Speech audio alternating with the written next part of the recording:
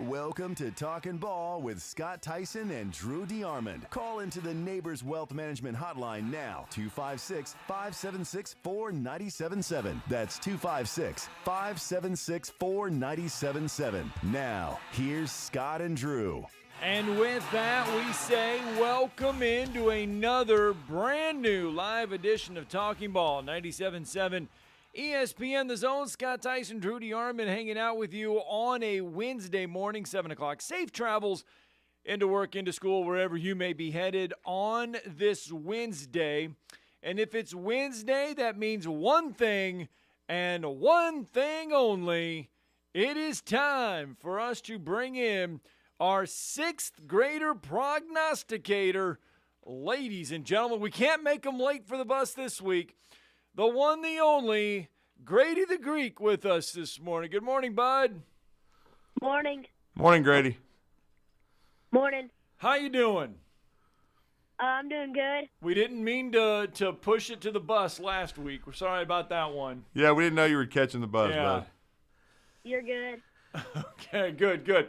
Hey, you got it right last week, Alabama with the win.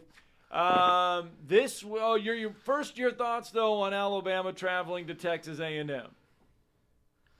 I mean, last week Milroe played great. The running game has to get better though. No doubt. Agreed. And in the show, we've got some numbers to show you and to let everyone know just how off the running game has been this year for Alabama. Now they welcome Arkansas on Saturday. Your thoughts on the Hog and Tide? This week we got Arkansas.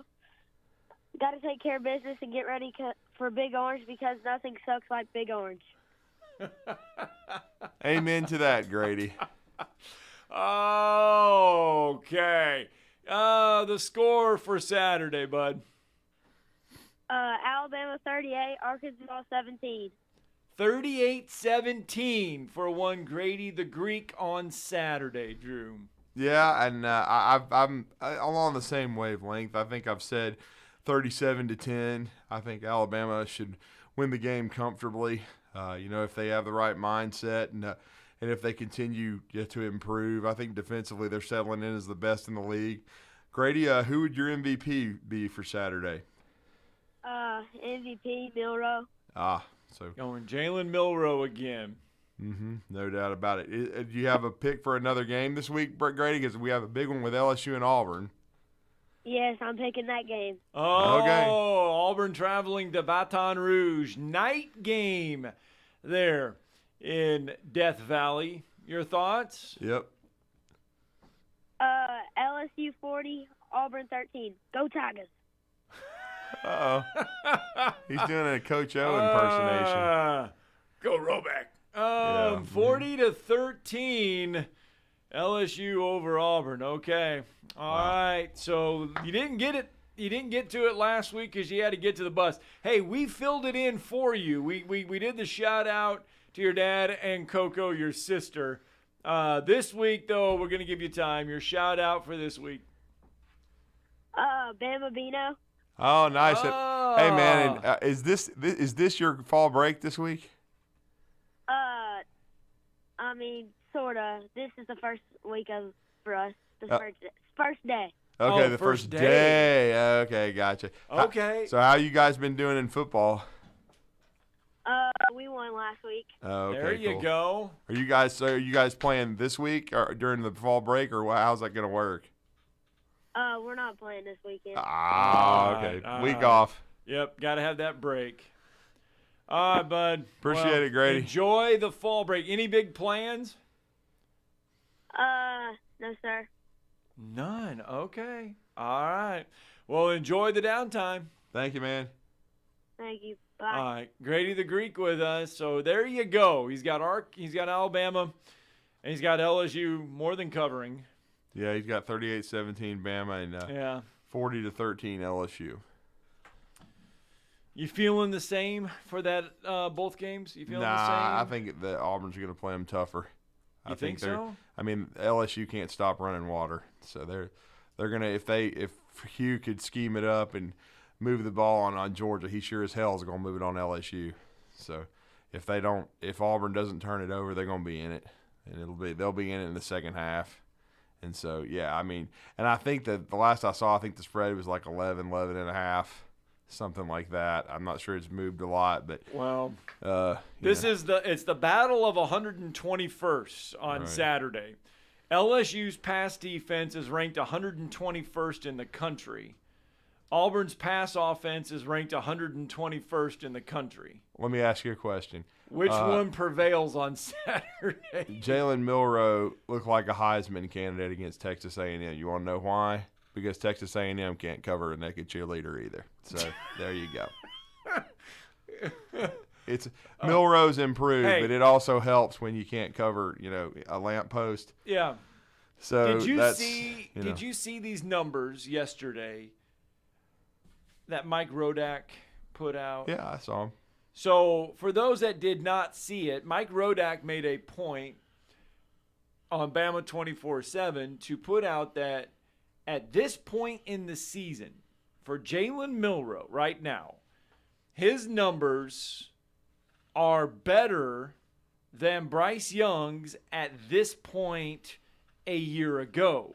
Now, albeit Jalen Milroe has played in one less game than Bryce Young did up to this point, but Jalen Milroe is 7th in yards per completion, which is best in the SEC right now at 15.45. 25th in pass completion percentage. He's averaging 67.6% of his pass completions. 12th in quarterback efficiency at 174.8, and he's 5th nationally in yards per attempt, 2nd in the SEC only to Jaden Daniels. At this point last year, Bryce Young was only averaging 13.36 yards per completion, 8.97 yards per attempt. His completion percentage was 67.2, and his passer efficiency rating was 172.5. So what do we make of the fact that Jalen Milroe's numbers are better than Bryce Young's from a year ago? Jalen's been able to throw the deep ball, and they've been able to make some explosive plays. Not a ton of explosive plays, but enough of them. Right. But it's basically he hasn't thrown for as many yards and nor as many attempts. And so there's the passing game has. It's really the last 2 weeks the efficiency has gone way up, because to be honest with you, before Mississippi State you couldn't even have made these comparisons. Right. I mean, and to be honest with you, he was 10 out of 12 against Mississippi State, which is efficient. It's a solid performance, but he didn't even throw for 200 yards. So Bryce, and Bryce's strength wasn't as a deep ball thrower. He could throw the deep ball, but again, I think the receiver core is actually probably a year better as well, which helps out. I mean, honestly, his biggest play threat last year was probably Jahmyr Gibbs, both as a runner and receiver. Burton had a decent year last year. Ja'Cory had a decent year, but they didn't have the production out of the passing game that you would really want. And just like this, Nye Black has been much better this year. He wasn't really ready to go last year, so it's been another year of maturation. But again, I just think overall it's the big playability of Milroe from the standpoint of throwing the ball vertically. That's where the separation lies, is because he's been able to throw the deep ball pretty well. I mean, right. That's the one thing he's been able to do consistently. He's improved his passing the last 2 games, but can he continue to? That's the whole point. Now he's taken. I mean, I'll say this. I mean, the sack numbers. I know he's taken more sacks than Bryce did. Bryce was able to get away and get rid of the football and not take as many losses. Now Bryce took a ton of sacks 2 years before in 2021. But I'll be honest with you, as much as Alabama's offensive line has struggled this year, 2 years ago, this group this year looks like, the 2012 Alabama offensive line compared to the garbage unit from 2 years ago with Evan Neal was there, and he was a great player. But they had Chris Owens, they had some guys. It was a struggle bus. Right. Yeah, they played their best game in the SEC championship game against Georgia, but other than that, the O-line was suspect all year. and Bryce got sacked a ton. So I think it was improved last year. This group's improving now. But I'll still say it. I think they've played better than the numbers indicate, and I know that the rushing numbers are out there. They haven't. Yeah, we'll go over those a little bit later. But still, I think they've played better than the numbers indicate. Because again, when you look at those rushing numbers, they don't adjust it for sacks, and they should. And like I said, at least a third of those sacks are on the quarterback. Right. Whoever the quarterback is, I'm sorry. Milroe is improving and doing a good job, but he's got to stop taking sack after sack after sack. Now, you don't want him throwing interceptions and forcing it into coverage, but it's much easier to throw it into the third row than to continue to take sacks, and then eventually you may end up getting injured. Yeah, the NCAA, when you have a sack, they count it against your team's rushing yardage, your rushing carries. Now, the running game has not been dominant by any stretch of the imagination, but still, it's been better than the numbers indicate. But just, again, the sacks play a big role in that. Yeah, we'll go over those here in just a little bit. We did have college football last night. In-state college football, Jacksonville State taking on Liberty at home. Remember, they were wearing the AKC uniforms. Yeah, the ass-kicking chicken. They might as well shelve that because they got their ass whipped the second half. It was tied at 10 at the half between Jacksonville State and Liberty. The wheels fell off the bus in the second half. Well, in the quarterback position, there was a lot of injuries, too. I think they're down to the third string. When your first two guys get hurt, yeah. I mean, Zion Webb went out in the first quarter, and then Logan Smothers was out by the third. I mean, when you're playing your third string guy, it doesn't matter where you're at. You're probably going to be in trouble. Caden Salter.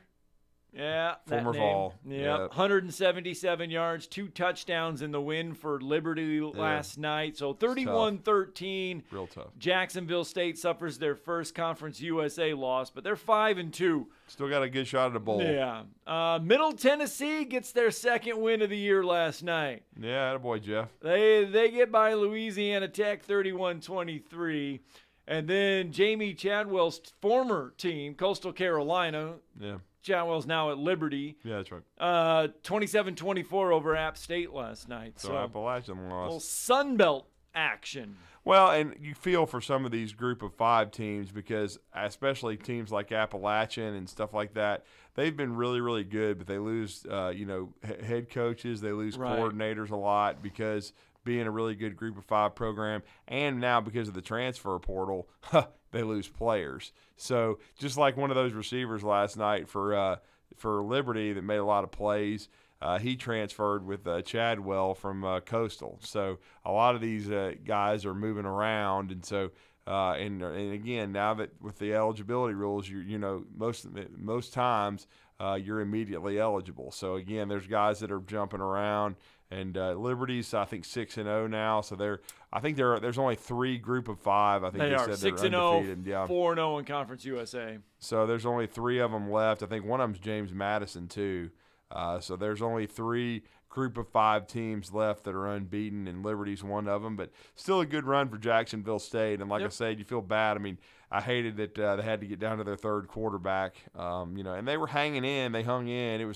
I think it was 17-13 at the end of the third quarter, so they were within 1 score of taking the lead. But basically the running game and a little bit of Caden Salter through the air, they kind of wore Jacksonville State down in the fourth quarter. So your endless days of college football, or just endless days of football. Remember we were in that stretch of 49 straight days of football, either NFL or college.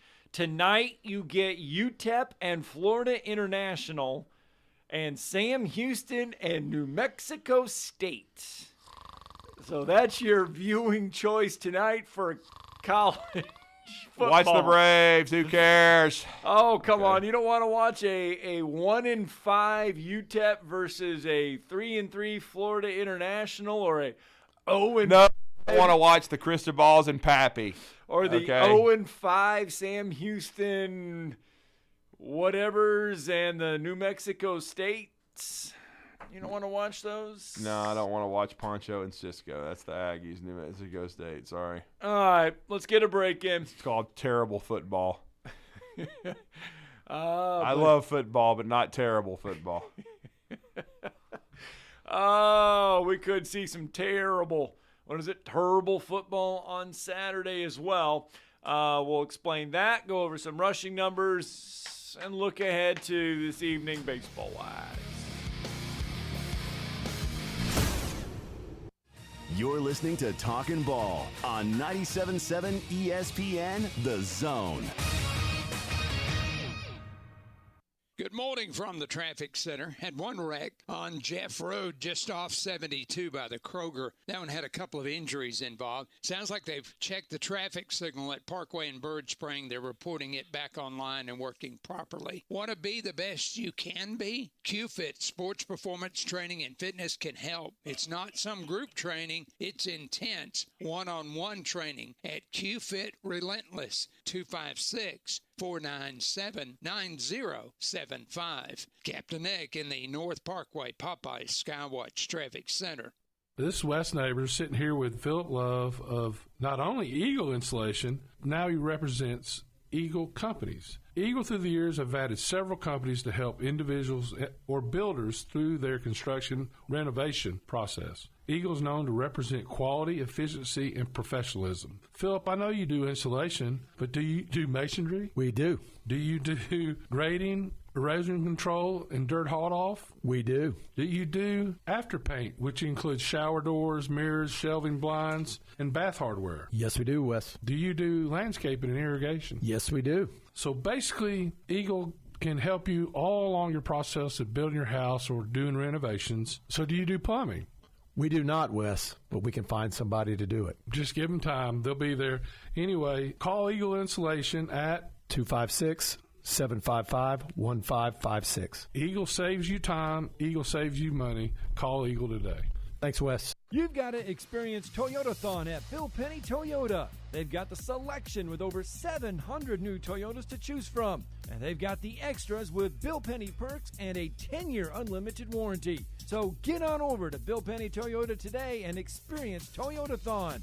Bill Penny Toyota in Huntsville and online at BillPennyToyota.com.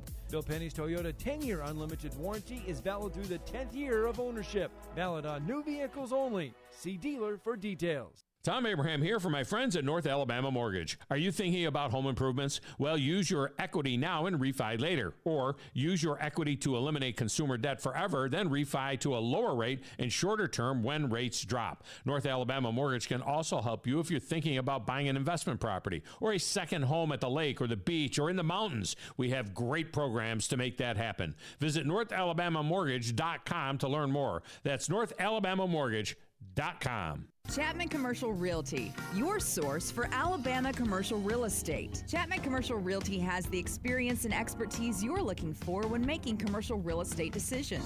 If it's office space, retail space, investment property, or project development, Chapman Commercial Realty is your answer. Call Bill Chapman today at 256-656-8413. That's 256-656-8413. Or find them online at ChapmanCommercialRealty.com.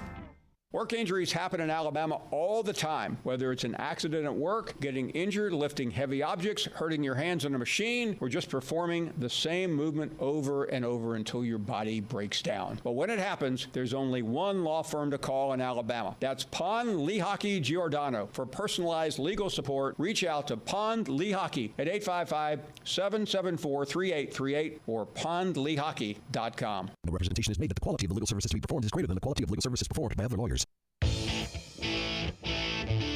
All right, welcome back. Talking Ball, 97.7 ESPN, The Zone. Scott Tyson, Drew DeArmond with you. 7:20 on a Wednesday morning.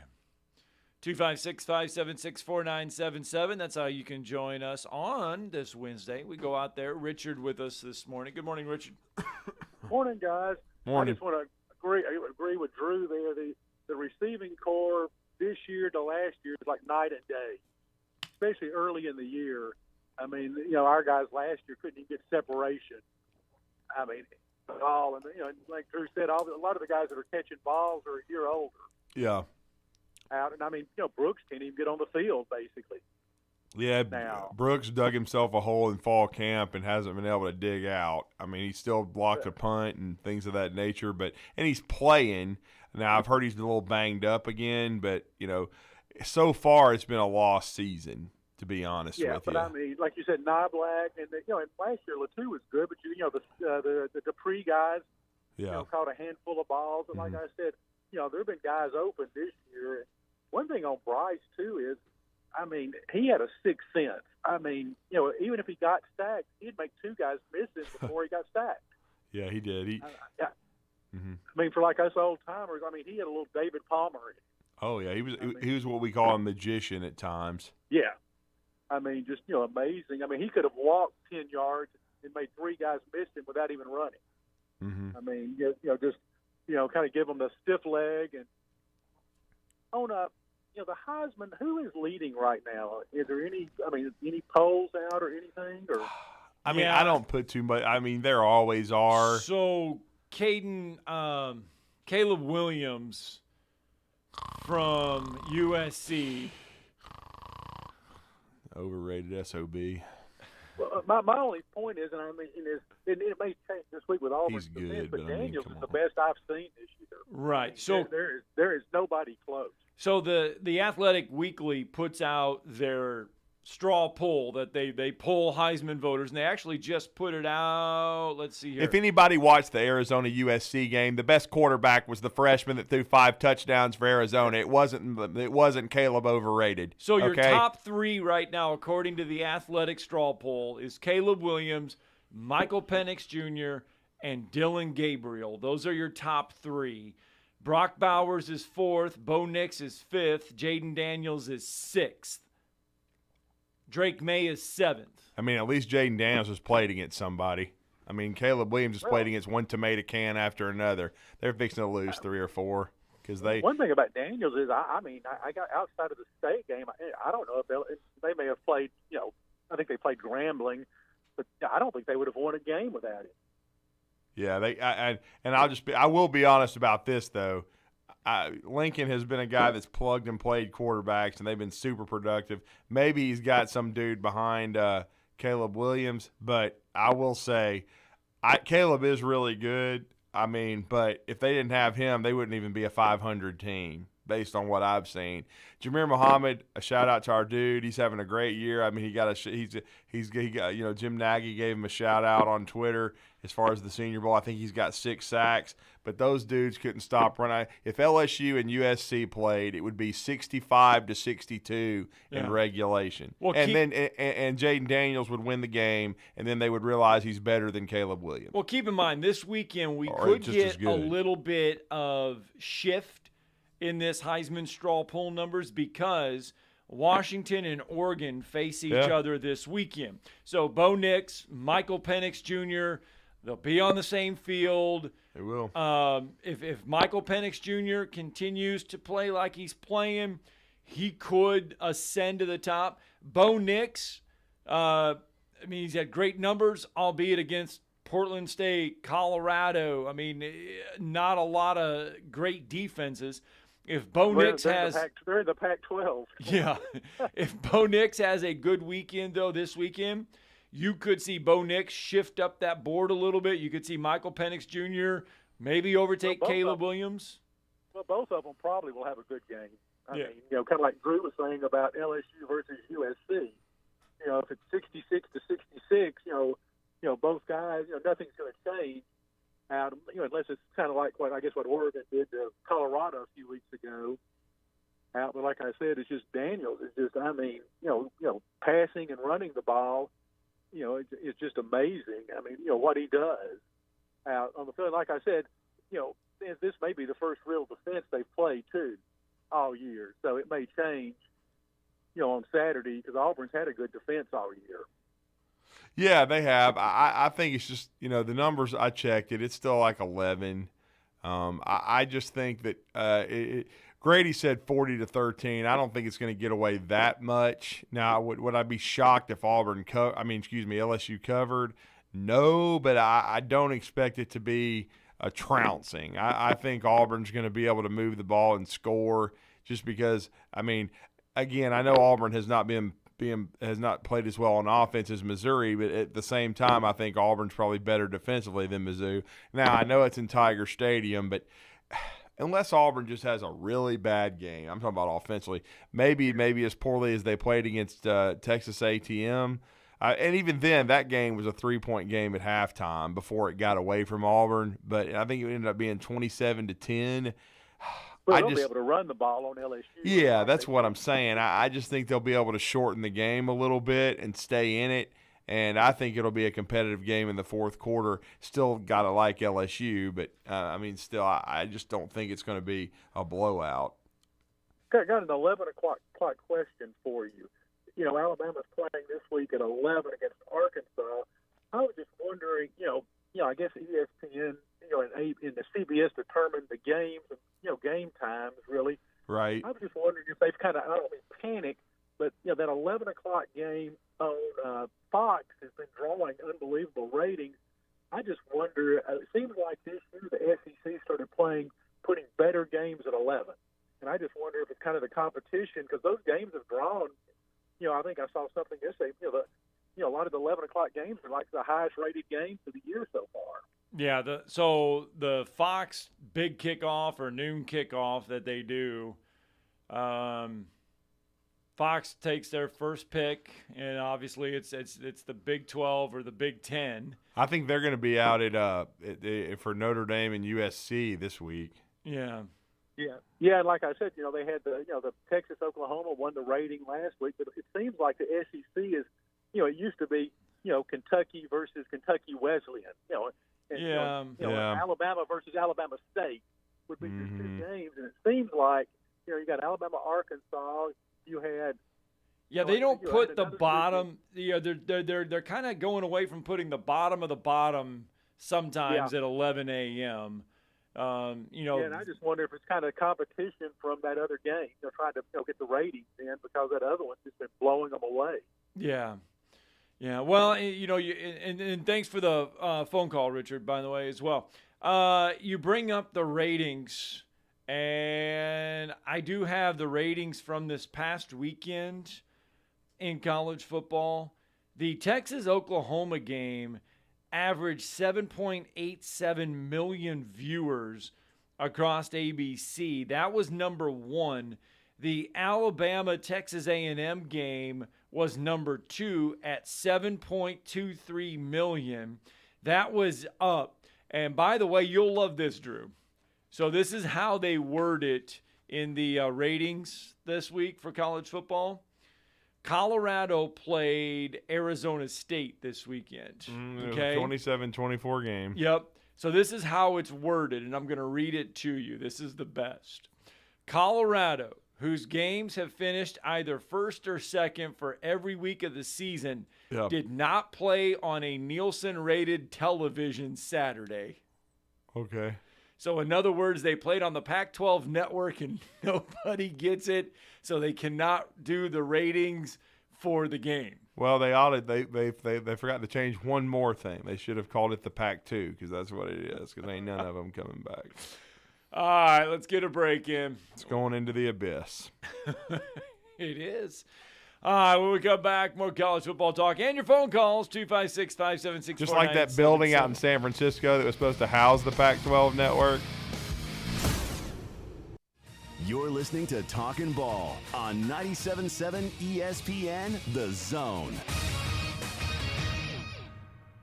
From the Fox 54 Weather Center, I'm Chief Meteorologist Jordan Dressman. Temperatures drop into the mid-50s as we head into the overnight, early into your Thursday morning. Not a bad Thursday morning commute across the Tennessee Valley. A partly sunny sky on Thursday afternoon. An isolated shower can't be ruled out, but it looks like the vast majority of us are going to end up staying dry. Temperatures climbing into the mid and upper 70s, which is seasonal for this time of year. Only dropping into the low 60s as we head into the earliest hours of Friday morning. A mostly cloudy sky on Friday afternoon. Temperatures once again climbing into the mid and upper 70s. An isolated shower certainly can't be ruled out. We'll continue that trend as we head into the weekend, but it does look like we're going to get more sunshine on Saturday. I'm Chief Meteorologist Jordan Dressman on your home for ESPN Radio, 97.7 ESPN The Zone. Got a wreck on 565 westbound at Mooresville Road. That one reports with an injury. Had a couple on Madison Boulevard at Westchester and 72 at Jeff Road. Both of those should be about ready to clear, may be gone already. Officers, construction workers, and first responders put their lives on the line every time they step on the roadway. Why not make it safer for them? Slow down or move over. It's the law. Captain Nick in the North Parkway Popeyes Skywatch Traffic Center. When buying or selling real estate, knowledge and experience are key. With over 27 years experience in real estate, Jennifer Rose, Keller Williams Realty Realtor, has extensive knowledge of the Rocket City to take care of all your needs. Keller Williams is the world's largest real estate technology franchise by agent count, with more than 1,100 offices and 200,000 associates, and is #1 in units and sales volume in the U.S. Jennifer Rose, Keller Williams Realty Realtor, would love to earn your business. Give her a call at 256-337-4555. Isn't the story of the prodigal son an amazing story? Basically, a rowdy boy who literally wished his father dead ran away and consumed his wealth with hard and fast living. Yet the father looked for his return every day, and when the boy got tired of eating pig slop, he decided to return. What did the father do? As soon as he saw that boy, he ran to him, threw his arms around him, and killed the fatted calf for a great celebration. Hey, I'm John Dees, pastor of the Cross Point Church. If you're looking for a church home, come see us, smack dab across the street from the YMCA in Madison. Are you in the market for a recreational vehicle? Do you want to get out and see more of this beautiful country? Well, imagine hearing the laughter of your little ones enjoying gooey s'mores by a cozy campfire and making lasting memories with your friends and family from the comfort of a new camper. We can make your dreams come true at Hall's RV. With over 15 years in the camping business, we know how to get our customers into the perfect camper. We have several models and floor plans here for you to choose from, both new and used. We're family owned and operated with fantastic deals and great service. Everyone wants to work with people they can trust, so come on down to Hall's RV and get the deal of a lifetime. We'll treat you right and get you on the road in the camper of your dreams. Visit us on Highway 431 in Albertville. Hall's RVs, where we sell fun. Or see us on the web at www.hallsrvsales.com. The kitchen is the heart of any home. It's where the family gathers. It's where kids discover old recipes and make them their own. Just starting out or just now getting started on the dream kitchen you've always wanted? I'm Chris Haygood, and from all of us here at Bob Wallace Appliance to the home builders and the homeowners of the Huntsville area, a heartfelt thank you for buying local. We're in Huntsville, Florence, and Coleman, and online at bobwallaceappliance.com. Wendy's new breakfast 2 for $3 Biggie Bundles let you create your own delicious combo. Choose from a sausage biscuit, egg and cheese biscuit, small seasoned potatoes, and a medium hot coffee. But it's obvious which combo's the best. Sausage biscuit and small seasoned potatoes. Well, maybe it's the fresh cracked egg and cheese biscuit with a medium hot coffee. Or 2 savory sausage biscuits. Whichever you pick, you can't go wrong. Choose wisely. Choose Wendy's new 2 for $3 Biggie Bundles. Limited time only. U.S. price and participation may vary. Not valid in a combo. Single item at regular price. The best in local sports talk from the 256. We are local. When you're number one, you don't have to worry. We are award-winning. Thank you for listening. 97.7 ESPN The Zone. You'll be set for life.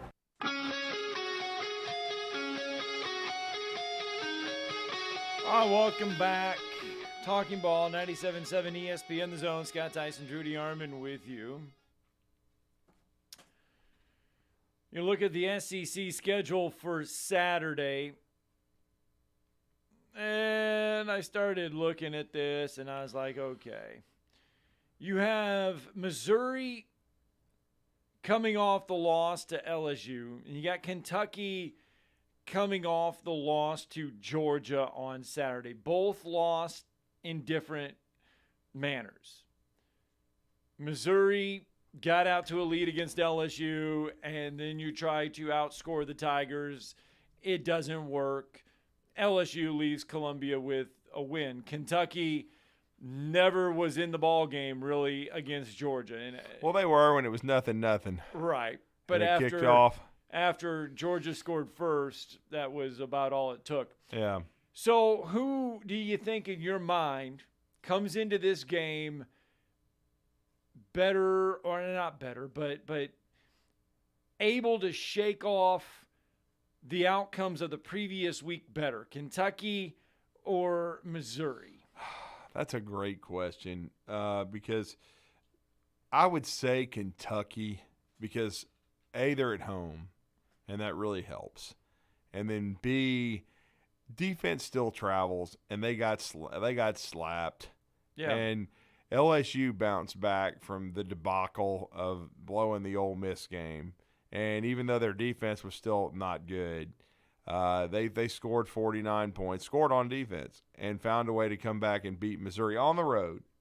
But I think Kentucky can bounce back if they can get a semblance of some sort of quarterback play from Leary. If Devin Leary plays well, then or at least efficiently, then I think Kentucky can get a win because I don't think Missouri is great on defense. I think they're pretty good. They're definitely not bad. They're not. I know they gave up a lot of points to LSU, but LSU's the best offense in the league. But yeah. I think Stoops has been there for 11 years. This is not the first time that Georgia's flattened them. I think they're very proud. They've got Ray Davis. I expect it to be a good game. But I would take Kentucky probably. Kentucky's 2.5-point favorite. Yeah, going it was into something this. like that, which is even less than. Usually it's a field goal for while you're at home, but it's basically a pick'em game. Right. I would probably take Kentucky something like 27-24 or something like that. It's going to be a good game.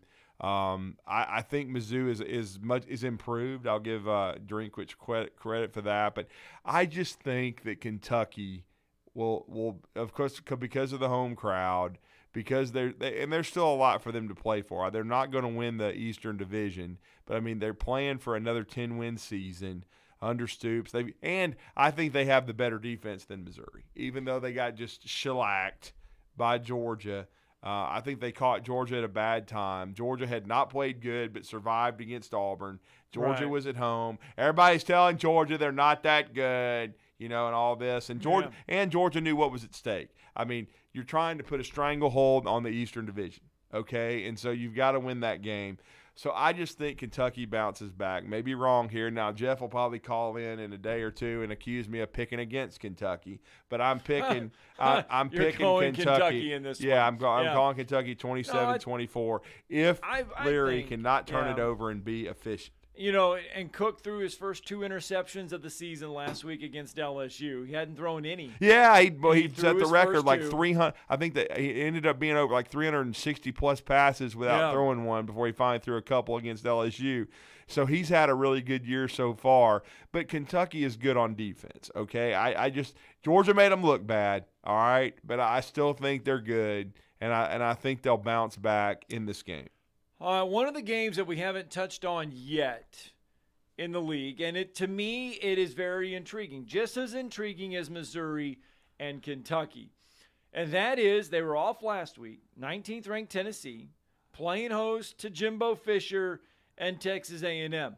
There was a lot mentally, I don't care what anybody says, there was a lot mentally put into this game for Texas A&M, the Texas A&M Alabama game. That was one that, circled 500 times on the calendar. Texas A&M wanted that game. They didn't get it. They didn't play great in the second half. Alabama had a lot to do with how Texas A&M performed in the second half. Now Texas A&M goes on the road. These are the type of games that I think frustrate Aggie fans the most because these are the games that Jimbo Fisher, struggles in. Lays turds. Just say it. That's for you. Yeah, I let you say that one. But no, they do. They drop these games. They lay turds in them. Tennessee, this is the type of game that now when we talk about Tennessee, you say, okay, these are the games that Josh Heupel should win because if Tennessee wants to be where Tennessee wants to be, these are the games that Tennessee needs to win, has to win Saturday. It is, and then you also look at it, though. One thing that we've seen with Tennessee heading into this bye, they've played one decent team. Okay. Because I'm not even sure yet South Carolina is even decent. Because you're going to say Florida? Yeah. I mean, Florida is a decent team. I'm not even going to say Florida's a good team. They're because, decent. Okay. Because I think Florida could still is go Florida 7-5. average? Yeah, because are they I mean, above think average? about it. They I mean, just being got serious. whacked. They just got whacked when they played. When they played Tennessee. I mean, Right. they beat Tennessee. Right, they Excuse me. beat Tennessee. They beat Tennessee. I was going to say that's the only good team they beat. Utah. But Kentucky is who Okay. just whacked them. Right. Kentucky just beat the hell out of them. Now they did show you, and see that's why I'm questioning Tennessee right now, because Tennessee went to Florida. I know they have this like voodoo thing or whatever. They don't play good in the swamp, but they just whacked the Vols. But they did get whacked by Utah. You're right. I will say this for Florida though. I think if you look at people's schedules, Florida's played one of the tougher ones. Okay. And so I'm really going to be interested to see, because Scott, you can check it, but I find it very interesting. I think I've seen that South Carolina is a very slight favorite at home over Florida. 2. I would have thought maybe Florida was favored in that game. 51.5 is your over-under. But that just shows you that people don't believe in Florida, that they think they're just decent. Maybe South Carolina is decent, but they don't look like it to me. I mean, they lost to North Carolina. They played Georgia good for a half, but then they crumbled. They barely survived against Mississippi State, and then Tennessee. Well, you knew Tennessee was going to be ready for that game. Tennessee was waiting in the weeds after what happened last year, and they get whacked. So I don't know. I mean, I'll just say this. I'll go ahead and predict it. I think both these teams are just decent at best, but I'm not even sure South Carolina's decent. The winner of this game, I'm talking about South Carolina and Florida, will make a bowl game, and the loser will not. That is my prediction. All right, so here I'm going to give you three numbers. 1,164 yards, 9 touchdowns, 3 interceptions. Let me give you this next set. 1,474 passing yards, 9 touchdowns, and 2 interceptions. One of those is Graham Mertz's numbers. Yeah. One of those is Joe Milton's numbers. Yeah. I don't think Joe Milton's been that good. I mean, when I was told he was going to be a top 10 pick in the draft for the season. No. Wow. We haven't had one of sorry. those in a while. Joe Milton is the lesser of the two as far as passing yards goes. Joe Milton has thrown for just over think about what happened 1,100 yards. in that game. I mean, Mertz played much better than Joe Milton. What do we talk about? Mertz had already whipped Joe Milton when they were in the Big Ten together. Right. Remember when Mertz was at Wisconsin and Joe was at Michigan. So that shouldn't have shocked anyone. Mertz has actually been pretty good. I mean, he's as far as for what they've asked him to do. Now, he didn't play very well against Kentucky, but the whole freaking team did. But I still think I would take Florida in that game against South Carolina in a close one, maybe by a touchdown or less. I would take the underdog in that one, but that's just me because South Carolina's been up and down. But I will stick by what I said but you look at South Carolina's schedule too, like the back end of it. Yes. I was just looking at it right here thanks to Full Moon Barbecue. And I'm just looking at it. And after Florida this week, they got at Mizzou. That ain't going to be easy for South Carolina, okay? Then they go to Aggieland if Jimbo's not fired by then. And then you're at Texas A&M. I would fire his ass if they lose that game at home. There's no way in hell they should. So and then our ass kicking chickens are going to be traveling over there and probably have a chance. I mean, I'm just saying if they can get their quarterbacks healthy, I think they can compete for 4 quarters. I'm not saying they're going to win. I'm just saying that they got a chance. That's the best.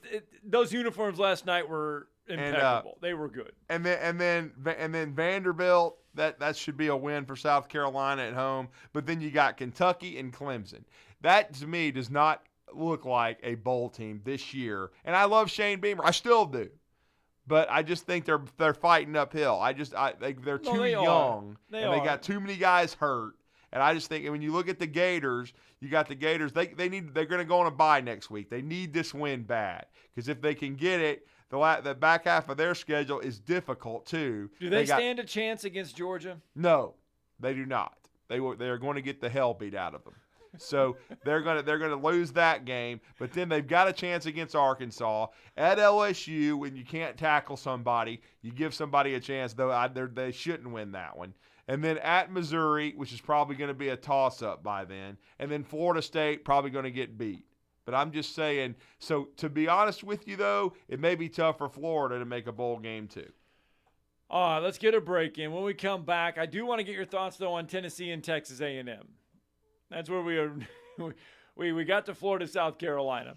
But we want to talk about Tennessee and Texas A&M as well, because that's, to me, that is an intriguing one inside Neyland Stadium. It is the CBS 2:30 game, so CBS thought a lot of it.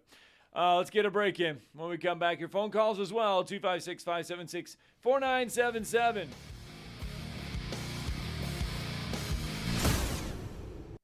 You're listening to Talkin' Ball on 97.7 ESPN, The Zone.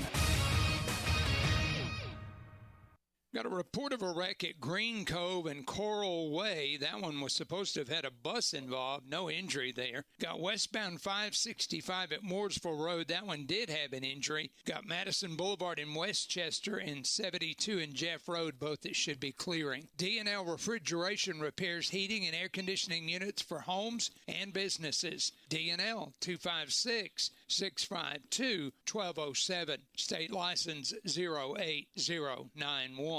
Captain Nick in the 72 and Jeff Popeyes Skywatch Traffic Center.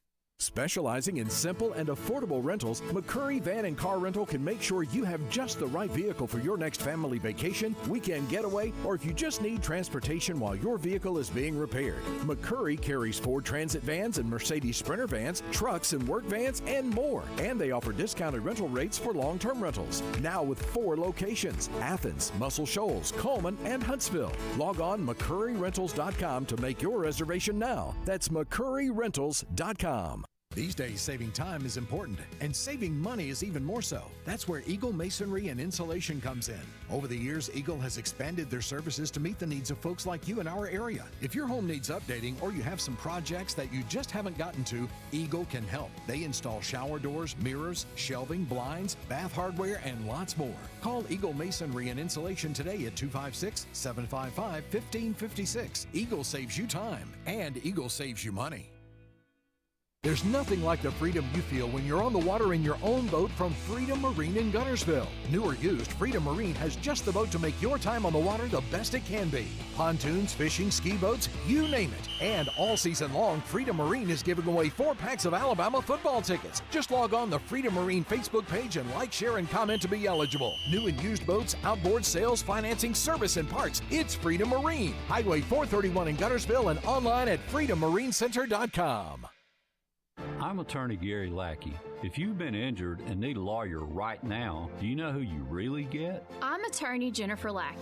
You want to talk to your lawyer. My clients talk to me. And me. I'm attorney Justin Lackey. We're the ones that you talk to. And we're the ones who handle your personal injury case. And we'll take care of it. The Lackey Law Firm. 1-800-4RIGHTS. No representation is made that the quality of the legal services to be performed is greater than the quality of legal services performed by other lawyers. The state's largest orthopedic group is growing to meet the needs of the patients in our community. The Orthopedic Center has long been the most trusted name in orthopedics in North Alabama. So as our area continues on the fast track, so does the need for premier orthopedic care anywhere and anytime you need it. TOC is proud to announce the opening of our new locations in Albertville and Hampton Cove, along with the grand opening of our newest office in Decatur. These clinics will offer the same high-quality orthopedic care you have come to associate with TOC, with the convenience of being closer to home. As a patient, your time is your most precious asset, and we recognize that at TOC. That's why we are also proud to announce the opening of our urgent ortho clinics to handle those bumps and bruises that need prompt attention. These clinics are available to care for acute orthopedic injuries with no appointment necessary.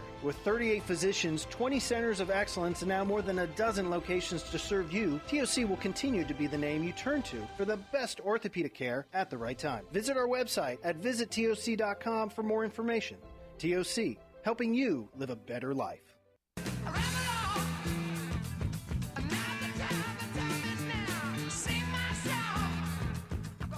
Welcome back. Talking Ball 97.7 ESPN, The Zone. Scott Tyson, Drew DeArmond with you. And we kind of were delving into looking ahead to Saturday in some of these matchups within the league and what they could mean going forward and what they could mean for the East a little bit going forward.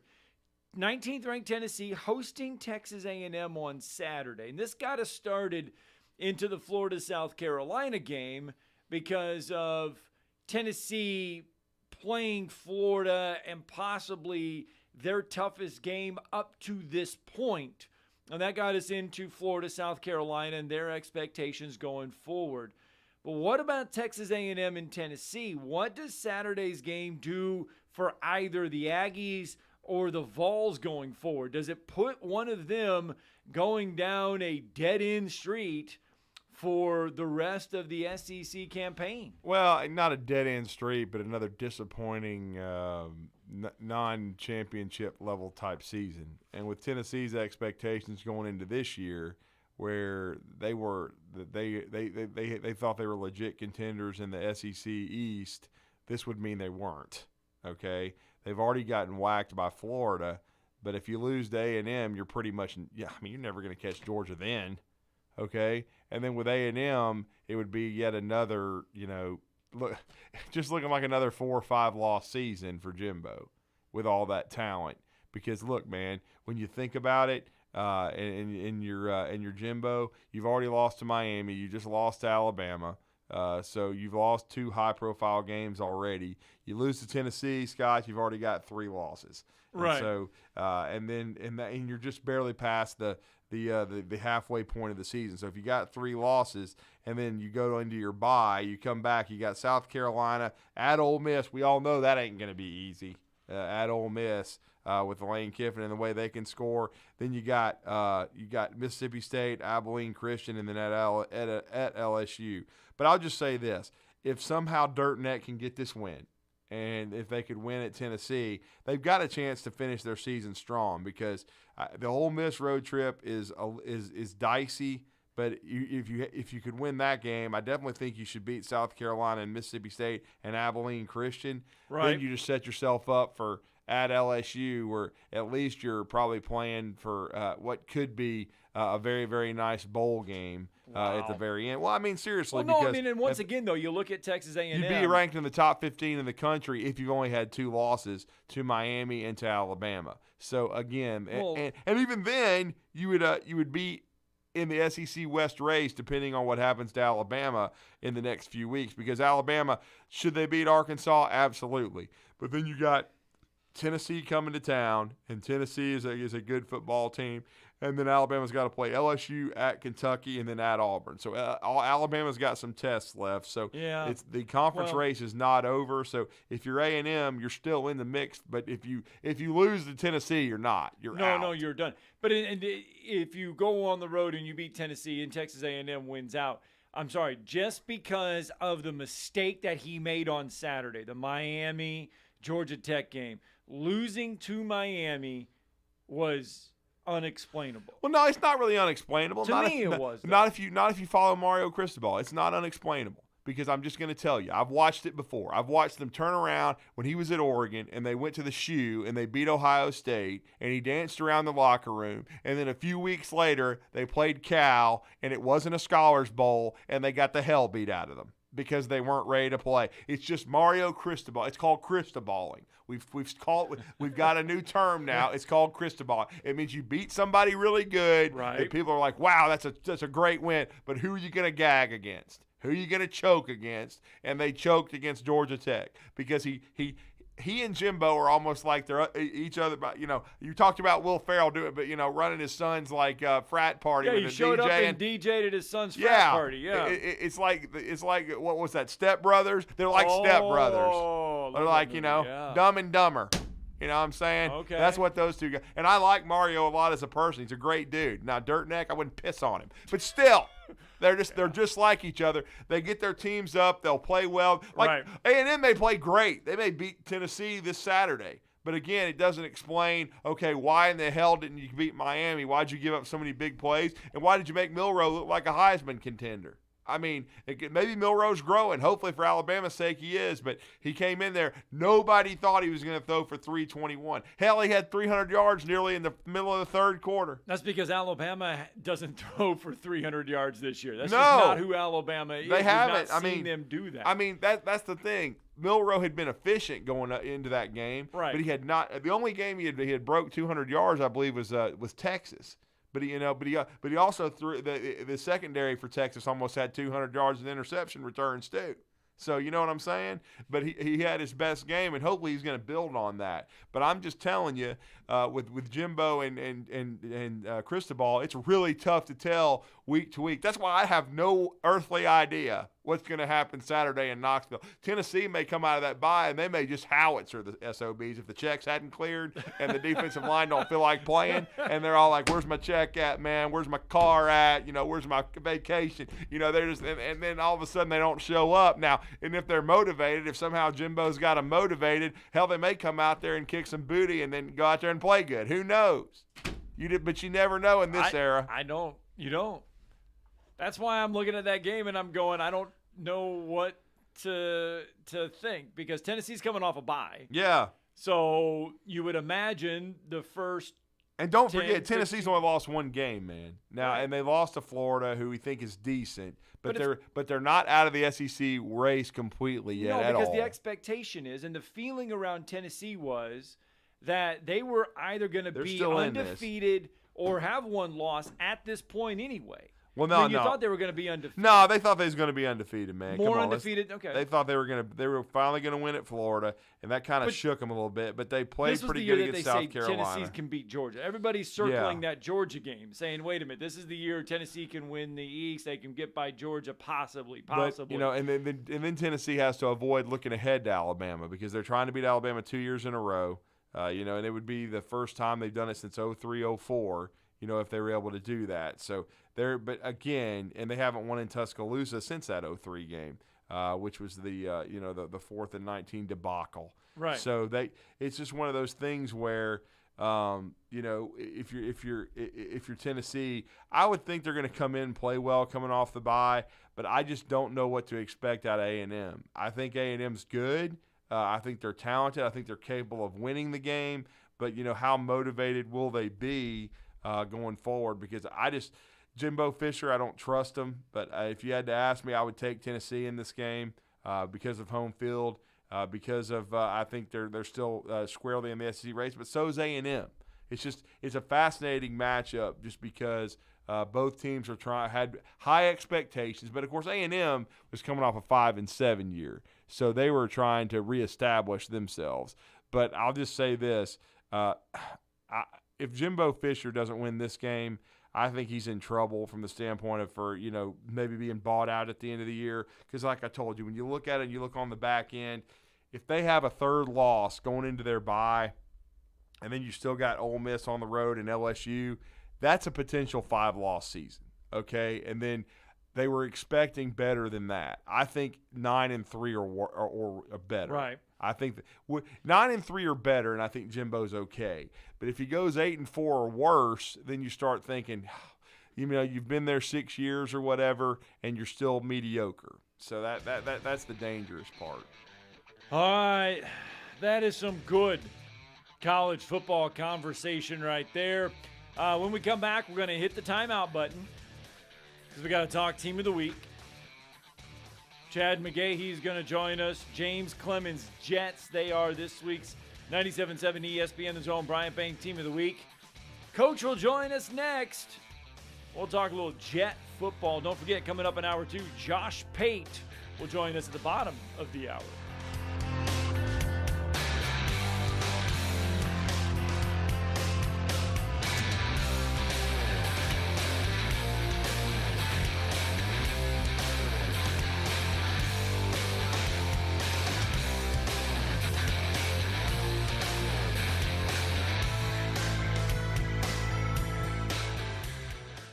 This is Brent Musburger's VSiN Action Update on 97.7 ESPN The Zone. Unlike other credit cards that decline sports betting transactions or treat them as a cash advance, the G-Bank Visa Signature Card can load directly to your favorite sportsbook apps. G.bank/VSiN.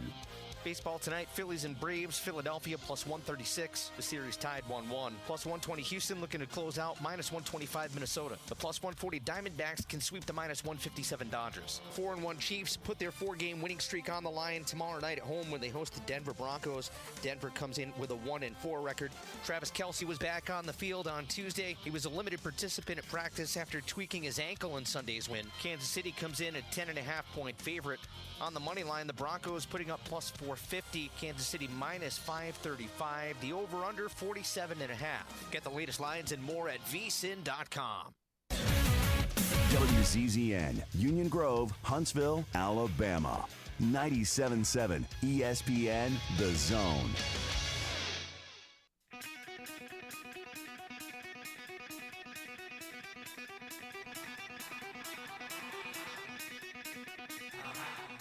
Welcome to Talkin' Ball with Scott Tyson and Drew DeArmond. Call into the Neighbors Wealth Management Hotline now, 256-576-4977. That's 256-576-4977. Now, here's Scott and Drew. There you go. Welcome back. Each week, they lace it up.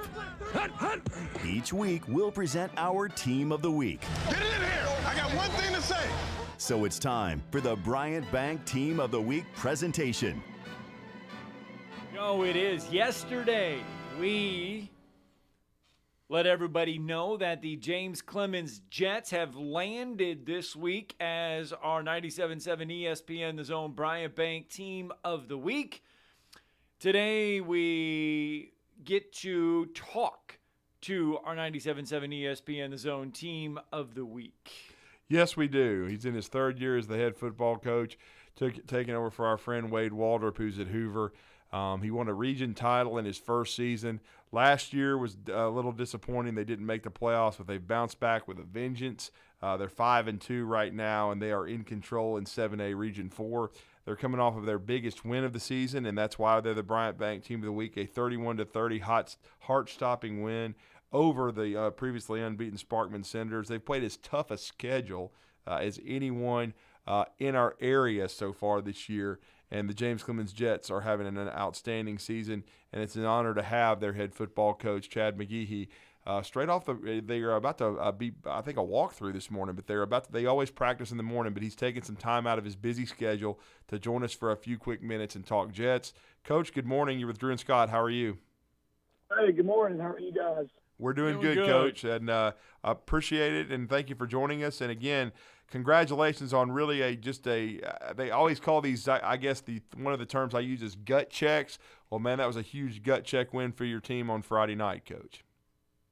Yeah, I wish we could not have such a gut check there at the end. But I was real proud of our team and how we established the run game offensively and tried to limit their possessions because they were a really explosive offense. Quarterback does a really good job distributing the ball, and our kids. But we've been in it. We've been in 4-quarter games all year. That's right.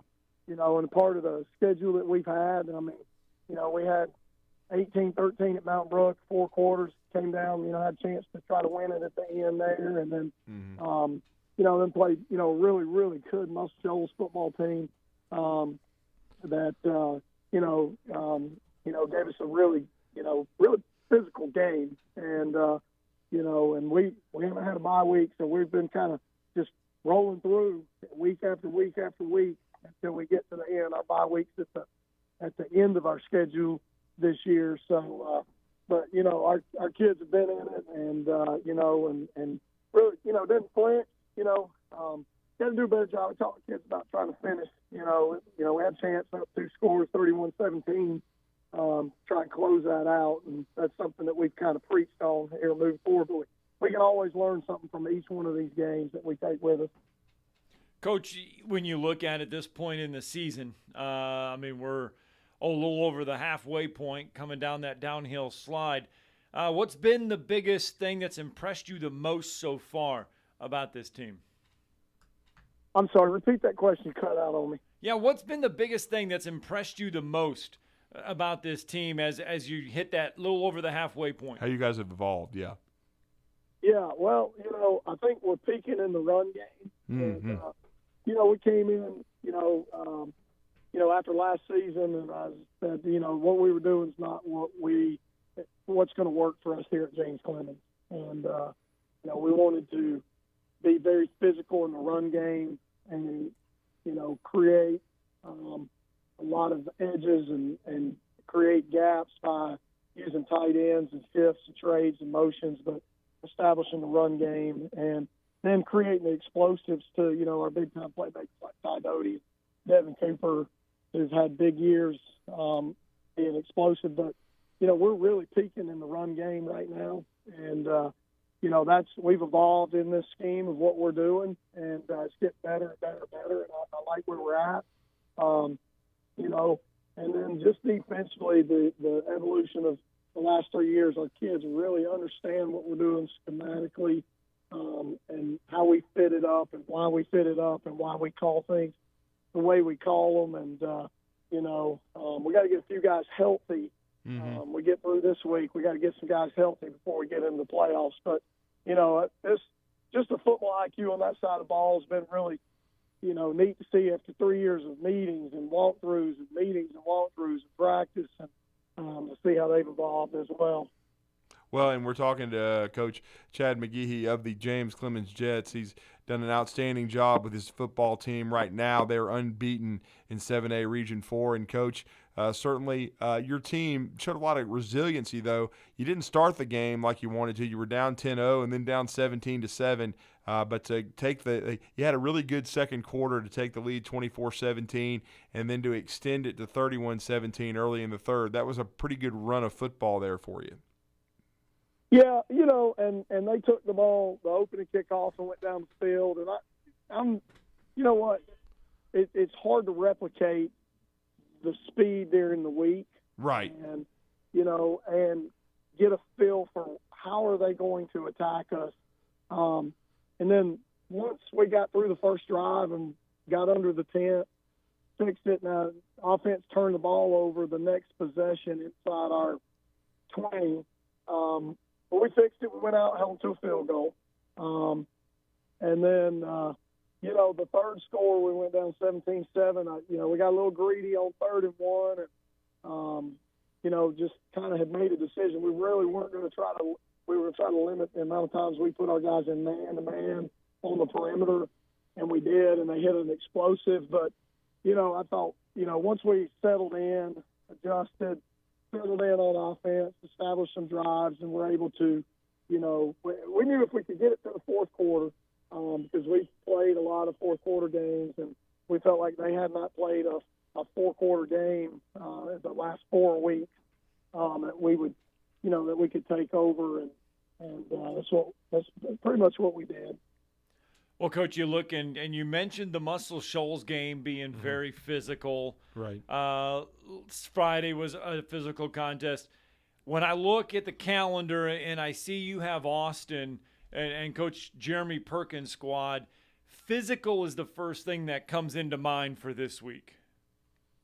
Yeah, it is. It is because, Austin and James Clemens traditionally, if you look over, it's usually come down to that game for the region championship.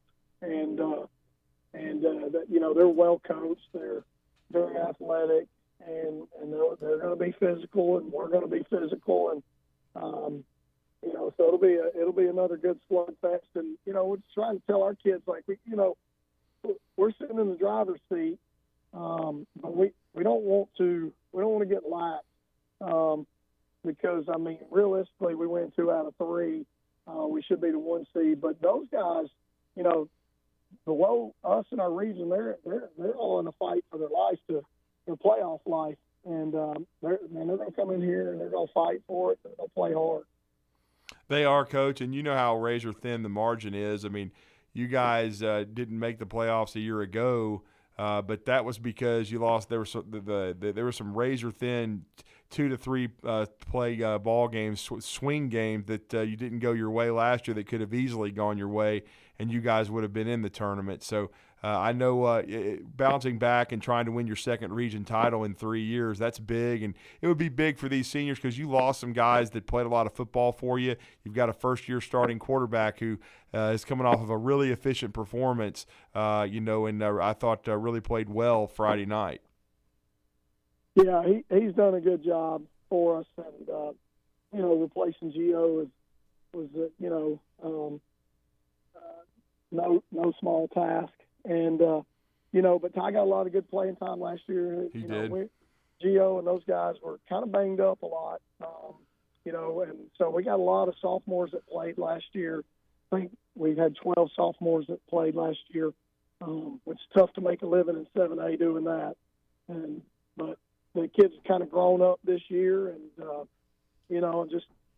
biggest, for us, our defensive line's playing at a really high level. We've got 2 really good defensive ends that are both committed to play Division I football, and so they're having an outstanding year. And it's just always neat to see the kids grow up, from 10th to 11th, as they get older and mature,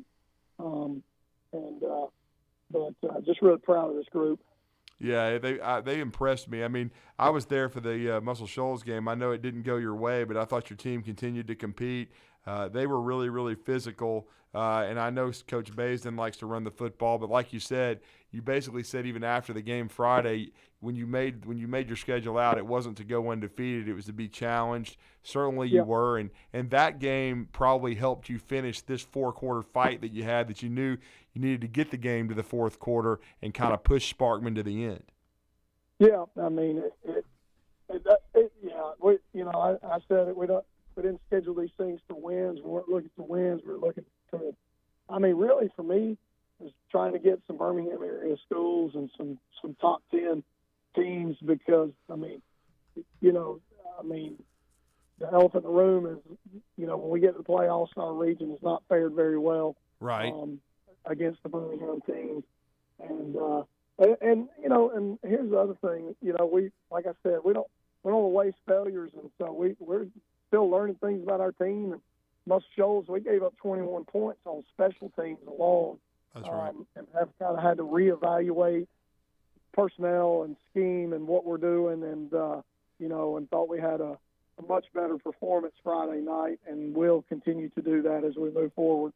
Well, Coach, congratulations this week. You are, and James Clemens Jets is the 97.7 ESPN The Zone Bryant Bank Team of the Week. What does it mean for a program to bring home an honor? Oh, it's huge. I tell the kids, winning is really hard. It is, yeah. And winning championships is even harder. 25 years into this, that region championship is special. And it's always something that you hope to attain at the end of the year. And, and it's just our kids, through all adversity last year, but through the whole off season, it's driven them to be able to, represent our community well and our school well. And, it's been a big motivating factor for us to get back on top. And, we're in a good position now to do that. No question. And, again, the Jets have, for really the past 6, 7, 8 years, have been, for the most part, in control of 7A Region 4 along with Austin. It's a big challenge. And, Coach, final question. I know you talked about how physical the game is. What have you seen of Austin on film? And talk about that challenge coming up on the road on Friday. Yeah, well, it is going to be a great challenge for us.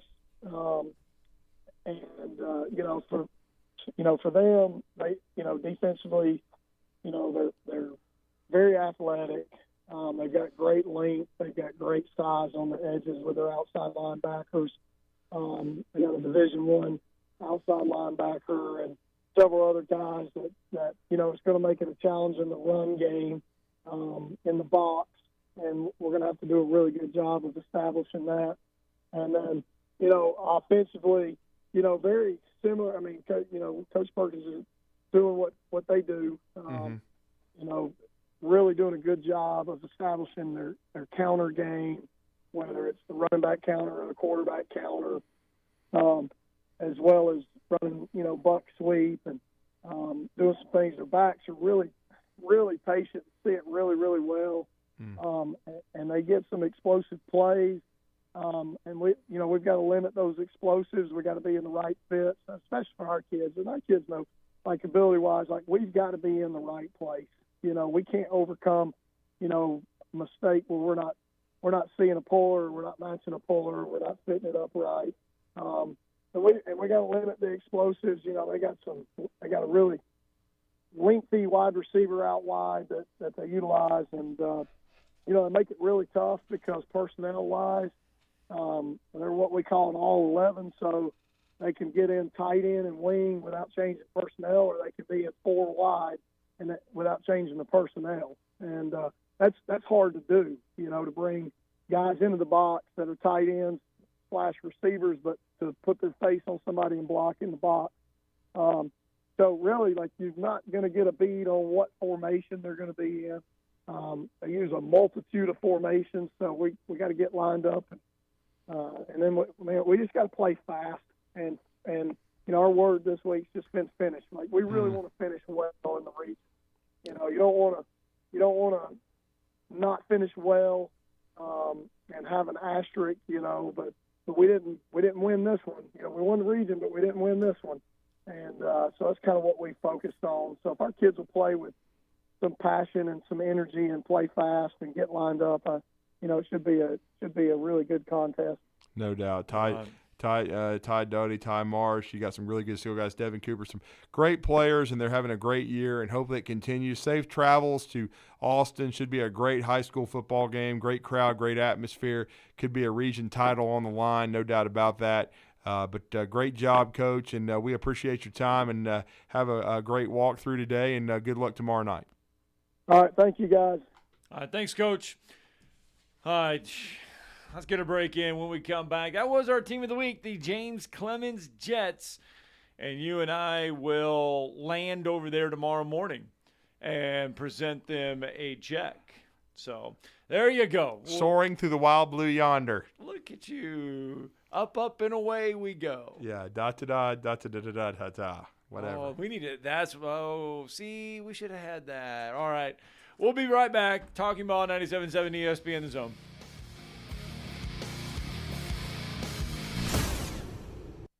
You're listening to Talkin' Ball on 97.7 ESPN The Zone. Got a vehicle fire on the northbound side of Governors near Doug Hill. HPD's got the north block completely there. Had a fully involved vehicle fire from what I'm hearing. Green Cove and Coral Way had a bus involved. Had reports of minor injuries there, but I think they've canceled HIMSI on it. Snelling has immediate need for experienced SMT operators and technicians. These are contract positions, weekends at $33 an hour. Must be able to work Friday, Saturday, and Sunday. Snelling, how the area's best companies hire talent. Huntsville.snelling.com. Captain Nick in the 72 and Jeff Popeye Skywatch Traffic Center. Are you tired of chasing a roofing contractor to show up on time or even show up at all? I'm Sam Fleming with Fleming Roofing and Restoration. Our motto at Fleming Roofing is we show up. Our goal at Fleming Roofing is to provide the reliable customer service that you deserve, and we have the resources to meet all of your roofing needs: residential, commercial, industrial, replacement, or repairs. We are manufacturer certified for roof coatings, single-ply membranes, and asphalt shingles. Whenever you need a roofing professional you can count on, call Fleming Roofing and Restoration. We are committed to finding the solution that meets your needs. We don't have quotas or heavy-handed sales tactics. Fleming Roofing, we have expert experience. We show up. Free estimates, residential, commercial, industrial, replacement, or repairs. Check us out at FlemingHSV.com. FlemingHSV.com. When you need a quick response, it's Fleming Roofing and Restoration. We show up. Tom Luganbill here for my friends at Woody Anderson Ford. Bobby White and his team take great pride in their service department, and you can see it the moment you walk into those beautiful new service lanes. And just like a championship team, they all work together to make sure your experience is second to none, whether you drive a Ford or not. Also, check out the gold certified pre-owned inventory at Woody Anderson Ford for great deals every day. Stop by and see them at Jordan and Sparkman or at Woody Anderson of Madison on Hughes Road, or visit WoodyAndersonFord.com. Not looking or feeling your best? No energy for the things you like to do? Ready to look and feel younger? Make your appointment at Advanced Life Clinic, one of the region's foremost destinations for patients interested in looking and feeling their best. Specializing in advanced laser treatments and weight loss, male and female rejuvenation to offset the effects of aging, and more. See how Advanced Life Clinic can help you enjoy your life again. Call 256-882-6555 or log on advancedlifeclinic.com. Is your AC system or heating unit making those sounds that go bump in the middle of the night? Thomas here from Talkin Heating and Air again. Thomas, you guys are just a phone call away from keeping those ghosts and goblins from causing nightmare problems. That's right. We're offering a $59 special right now to do a heating tune-up. That's getting your air conditioner or your heater ready for the wintertime. We're also doing a free gas safety inspection along with that. So if you have gas in your home, we have Master Gas here on staff. We're certified with the state to take care of all your gas issues. So we're going to throw that in with that $59 tune-up. And if you can get that tune-up now, it'll be ready to go once the cold temperature set in. That's right. Yeah, all you have to do is give us a call at 256-503-4490. Visit us at our website, talenthvac.com. We'll be more than happy to get out there and get you tuned up. One more time with the phone number. 256-503-4490. Talkin Heating and Air. Don't let those heating and cooling units go bump in the night. At Mr. Sparky, we're America's on-time electrician. Flickering lights and hot switches can be annoying, but they can also signal a major problem, or worse, an electrical emergency. So play it safe and leave it to the experts at Mr. Sparky. Trust our team of professional, clean, and friendly electricians. We'll get it done right and get it done safely. You don't have to put up with any malarkey. Call 888-8-SPARKY. Independently owned and operated, licensed in the respective state or county. All right, welcome back, Talking Ball. Coming up here in just a few minutes, Josh Payton will join us with his weekly visit.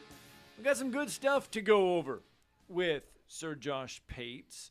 Hey, he was at another instant classic. And then he's headed out to the West Coast to UW in Oregon. So if you follow his path, right, and if you are one of those ones that put money down on some games, just follow Josh Pate's path, and you can take the spreads and figure them out. That wherever Josh goes, the game is a whole lot closer. Usually, they're just every game he's just about been to on his Once Upon a Saturday last tour. Possession. I mean, he gets to pick and choose.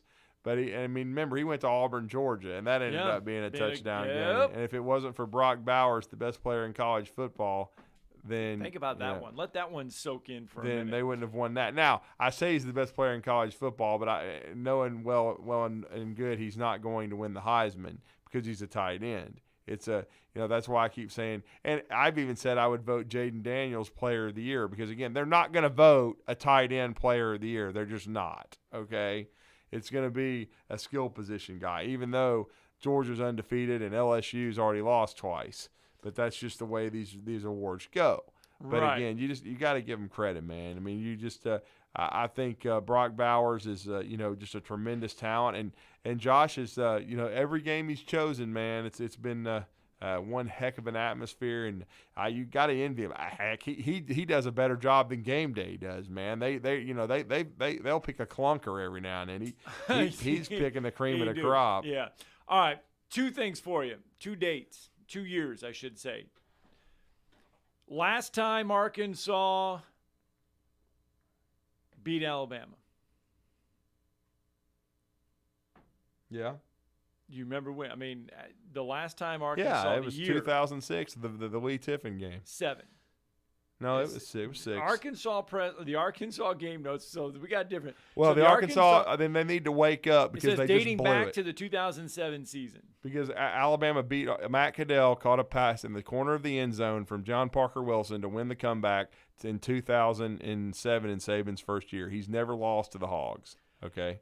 Arkansas is seeking its first win in Tuscaloosa since 2000 and. I'm going to go by what they're writing here. So You said Tuscaloosa, right? Yes, first win in Tuscaloosa. I would say 2003. Yes. And that was in the Shula era's first year. They are 8-25 all time against the Crimson Tide. Yeah. Arkansas, that's just hard to believe. 8-25 all time against Tuscaloosa. Picking up picking up 4 of those 8 in Tuscaloosa, though. 93, 95, 97, and 2003. Mm-hmm. I'm just saying. Arkansas is making a trip to Tuscaloosa. I'm just throwing it out there. Hey, Raheem Sanders, remember him? Yes. We were talking about him during SEC Media Days on how he was going to be the guy that could easily... He's been hurt. Yeah. So he has missed 3 games this year due to an injury. Yeah, he has. He entered the year as a preseason All-American. Raheem Sanders so far has only rushed... You ready for this? I know he's been hurt. He has. But I thought he had rushed for more than this, though, in those games. He has only rushed for 91 yards and 2 scores on 34 carries.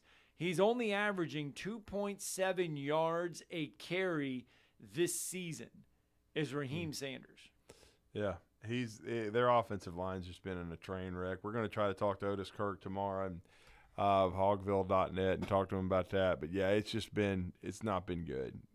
He's been banged up, and the offensive line has really, really struggled. And don't forget, they changed their offense. Remember, because Kendall Briles went to TCU, and they brought in Dan Enos, and who had a good run under Brett Bielema, and then before Burt, ran aground and ended up at Illinois losing. They did. They had a really good offense. Yeah. Back in 15, 16 in that range, but since he's come back, and I'm not sure the offense fits the personnel and KJ Jefferson and Rocket and all those guys, because they were really productive last year. You got to give Kendall a lot of credit, and that's why Kendall had options and ended up leaving to go to TCU, because Garrett Riley decided to leave and go to Clemson. So. Again, it's been interesting. They had to change both coordinators. Travarius Robinson, I knew he's at Alabama. Travis Williams, pardon me. Both of them former Auburn Tigers, but Travis Williams, former Auburn linebacker, left Gus Malzahn at UCF to come to Arkansas. He and Marcus Woodson. Woodson left Florida State to come to Arkansas. They're kind of co-defensive coordinators.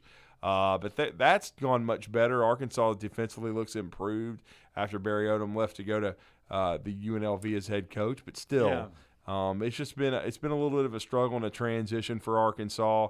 It's going to be interesting to see how the rest of their season goes. But they've still been competing hard, and they certainly have not embarrassed themselves at all. It's just they haven't been able to win close games. How much of this do you put on? I mean, not put on, but making that transition to Dan Enos as offensive coordinator. That's what I was just saying. Yeah. It's been a transition that's been a little rough because of the change in scheme, and I think the change in scheme, plus along with the struggles of the offensive line, because no matter what scheme you run, if your offensive line is struggling, it doesn't matter. But again, I think it's been a combination of things: injuries, change of scheme, and the offensive line struggling. And Arkansas has not been good on that side of the ball. All right, so when you wake up on Saturday morning, 11 o'clock, you get to watch this game. Usually the 11 o'clock broadcasters are kind of like, You're going to get Dave Pasch. What's your name? Dave Pasch. Yeah. Dusty Dvorak and Tom Luganbill. That's going to be your ESPN broadcasters. For Alabama, don't forget Eli Gold back in the booth on Saturday because it is a home game for Alabama. So Eli Gold back on the call on 97.7 ESPN The Zone. Let's get a break in because when we come back, he's boarding the Josh Pate jet and heading out west to Washington to watch a little Husky and Ducks this weekend. Josh Pate joining us coming up next.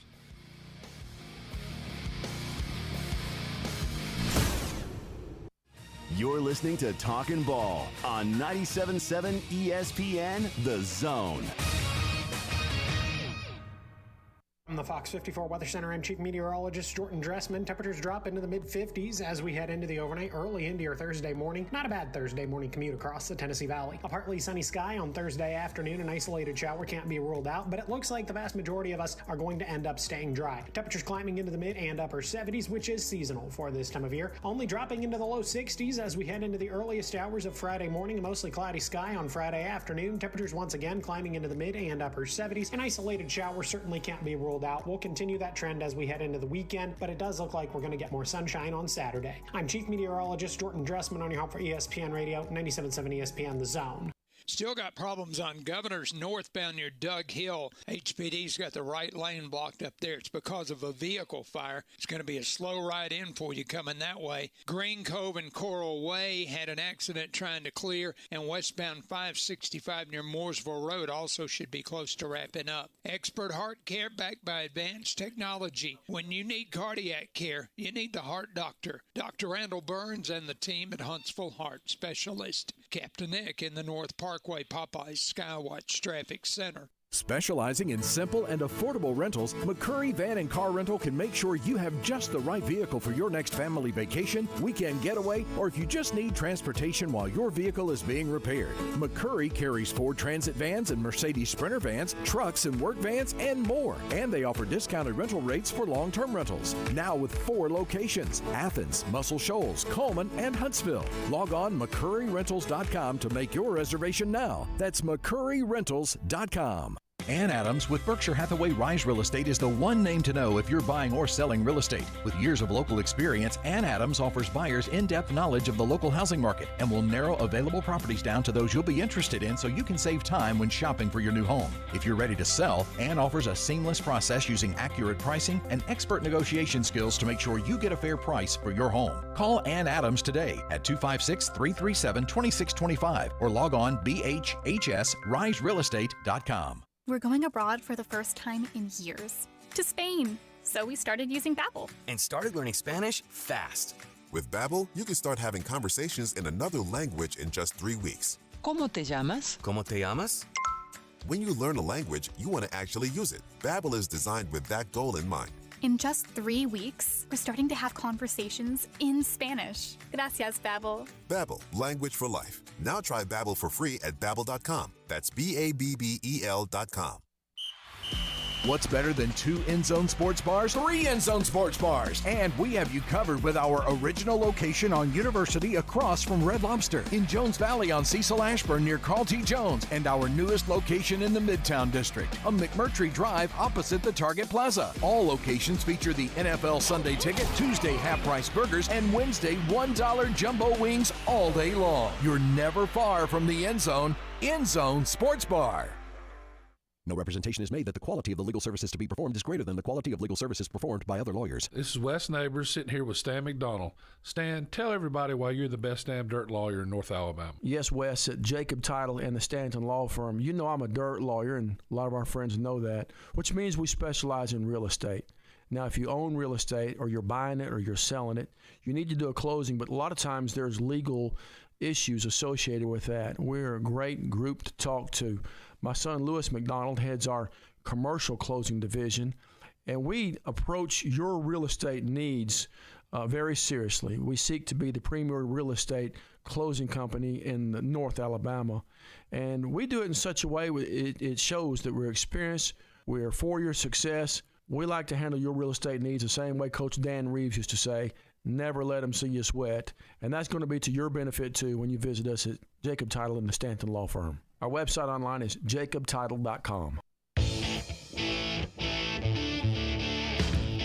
All right, welcome back. Talking Ball 97.7 ESPN The Zone. Scott Tyson, Drew DeArmond with you. We mentioned our next guest is going to hop aboard the Pate plane and head out west Once upon a Saturday. And we talked about it earlier, that Saturday's game really could. I mean, yes, it's going to go away to determining and not determining, but, kind of laying out in the Pac-12 who's going to be a contender out there towards the end, Washington or Oregon. But it's also going to give us a little bit of a Heisman type of preview because Michael Penix Jr., Bo Nix, both there, both having great years. I mean, this could be, and if it holds form to where he has been all year, this is going to come down to the last play or the last drive or the last second. Well, and we are going to talk with our weekly visit with 24/7 Sports and CBS Sports college football wizard, and that's how I like to call him, and that is Josh Pate. He's with us on the Neighbors Wealth Management Hotline. His Once Upon a Saturday tour headed to UW in Washington for the first time as they will host the Oregon Ducks. And I'm going to tell you what, so far with his travels this college football season, he could write a book. Is it in the works, Josh? Look, Once Upon a Saturday had a storybook theme around it all along. So I don't want to tell you guys I planned it this way, but I kind of planned it this way. And now, not only do we get to go to Oregon, Washington, as a kid who grew up in Harris County, Georgia, that's like Russia to me. I have no clue where Seattle even is growing up. But not only are we doing that, do you realize what you just said? You just said Bo Nix and Heisman in the same sentence, and I want you to tell that to the 2021 version of either one of yourselves and see how they react. Right. I mean, he's been tremendous. And Penix, too. Penix had his moments in Indiana, but he lost his job. I mean, this has been two quarterbacks that have had a renaissance at new places, Josh. Yeah, it's amazing, and it's also a testament that I would use. Like, let's just say I'm Hugh Freeze. And I'm not going to besmirch the good name of the Auburn quarterback room right now, but let's say I'm not pleased with my quarterback room and I need to go in the portal after this season. I'm pointing to Michael Penix. I'm pointing to Bo Nix, and I'm saying what happened for those guys at new places could happen for you, fill-in-the-blank quarterback, and I'm the kind of coach that can get that out of you. And by the way, he's not lying. He absolutely is the kind of coach that can get that out of somebody. So, yeah, it's great. It's a great story. It's great for those two programs. But it's also going to be used as sort of a reference point, I think, for a lot of other staffs that are looking to duplicate what those two programs got in those kids. Well, what does Saturday unfold then there in Seattle? I mean, beginning of the year, if you would have said Washington and Oregon, the winner takes an inside track to staying alive for a playoff berth, I don't think anybody would have said, okay, yeah, right, you're right there as well. Well, I'll grant you this. Most people would have said that. I actually put Oregon in the playoff. I believed in them. It's Washington that's risen to exceed my expectation level a little bit, and now they meet each other, and because they're undefeated, because Oregon survived against Texas Tech, because Washington did take down Wisconsin, they didn't do what A&M did. A&M stripped themselves of the insurance and luxury of being able to lose a game. Both of them this Saturday could lose and still be right in the thick of it, because I'll tell you another thing we got to watch out for. You got to watch out for that old mentality of thinking that any Pac-12 team who loses a game is done because the Pac-12 is inferior. That conference this particular year ought to get the same benefit of the doubt the SEC does most years. When you talk about strength of schedule, you talk about the gauntlet, you talk about how beat up that conference schedule makes you. I know that's tough for people to stomach because that's not the norm. That's not the world we've become accustomed to. But this particular year, I'm telling you, that conference is premier. And look, I'm a believer there's going to be a two-loss team in the playoff this year somehow. I'm not so sure. It may not come from the Pac-12. So who in the world knows what's going to happen? But it's a good game. I think it'll be a good game at least, obviously. And I think both of them will still be alive once the dust settles Saturday regardless. Yeah, I mean, and right now with the years they're having, I mean, it's probably going to be the last year of the Apple Cup, but it could be a top 10 matchup potentially. Now, I know Washington's a slight favorite. Oregon has shown more defensively from what, and I'll be the first to admit I've seen very little of Washington. Most people are saying that they don't trust the Huskies' defense. How does Josh Pate see the game right now? Well, I hate to sing the chorus that everyone's already participating in, but that's actually how I do see the game. This game last year, it was interesting. Oregon ran for over 300 on Washington, and it came down to a fourth down. I believe the game was tied, and Lanning ended up going for it, fourth and short, on his own 37-yard line. And just faith and trust in his team. They've run it for over 300 on the day. He figures get one first down, the game's over. They don't convert. Washington gets it, kicks a field goal, wins the game. Then everyone hated on Dan Lanning. I like that he didn't apologize afterwards personally. But I look at it this year, and both of them are way up there in defensive pressure rate, but there is yardage to be had. There are points to be had against Washington. And so my default position on the game is I expect 38 points minimum out of Oregon. I think they'll get that. And so Washington, that's the starting point to me. They got to meet or exceed that, and they can. The thing I've talked to you guys about before is Washington doesn't run the ball all that well, so that just means Michael Penix has to go off. And these timing and rhythm-based offenses, it's different. When you defend them, they don't slow down. When you defend them properly, it's like the crowbar and the bicycle spokes metaphor I use sometimes. They go from just humming along to grinding to a halt. And you turn on the game midway through the fourth quarter, and they got 15 points on the board or something, and you're saying, how did this happen? And I'm not telling you that's an outright prediction for me. I am telling you I think Oregon possesses the defensive personnel that if someone's going to pull that off against them, it'll be Oregon that pulls it off. But Bo Nix has got a really, really ugly record on the road. Oregon, the one time they went out on the road this year, barely beat Texas Tech and needed turnovers to do it. So there are a lot of ways that I could go both directions on this game. And you know how much I love to ride a fence, but I'm actually going to predict Oregon to win the game. So that's Saturday. I want to step back, though, real fast. Last Saturday, you had a chance. You were there in Dallas, Red River rivalry. What a game. Before we get to the game, how was the fair, though? How was the state fair? He loved the fair. Yeah. Can I just tell you guys, I shined. I thrived in that environment like I have never thriven in an environment before. And I felt it so unique, I had to make up a word like thriven to describe the past tense version of how I felt. So anyone who's been to the Cotton Bowl understands there's one tunnel in there. One tunnel in, one tunnel out. It's just like Michigan Stadium. And so I watched the field goal go in to end the first half, and then I run myself up that tunnel. I run out into the state fair. I went and played Flip a Chick, which is a game I highly recommend anyone play if you haven't already, which is just where you got to flip a rubber chicken into a bucket as it's moving. And you win a chicken head that probably cost them 38 cents to manufacture. But in a more real sense, you win pride, guys. I left there a bigger man than I came there as. And I downed a funnel cake, and I walked back in the stadium to start the third quarter covered in powdered sugar, but also covered in a sense of accomplishment. And I couldn't be prouder. I don't know how else to say it. By the way, good football game as well. Oh, it was a tremendous game. I mean, as far as the eye test goes, OU, look how much they've improved. Or what was your impression of Oklahoma? Yeah, it was Dylan Gabriel was my impression. You know, they had run him a lot so far this year because they had not really had much of a ground game. And I guess maybe the mistake in the logic I was looking at the game through was I thought that would come to an end against Texas. I thought that would cost them. Well, in reality, Gabriel just said, all right, I'll run it for over 100 against them, and I'll throw it for nearly 300 against them. And he did, and they ended up winning the game. And the thing about it is I don't think much less of Texas. Just a little bit. And I'm not the biggest rematch fan in the world, because I love the emphasis that's placed on the first matchup. But if it's the right matchup, it's the right matchup. And I think we very well may be training headlong towards a rematch in the Big 12 title game in the same city in a different venue.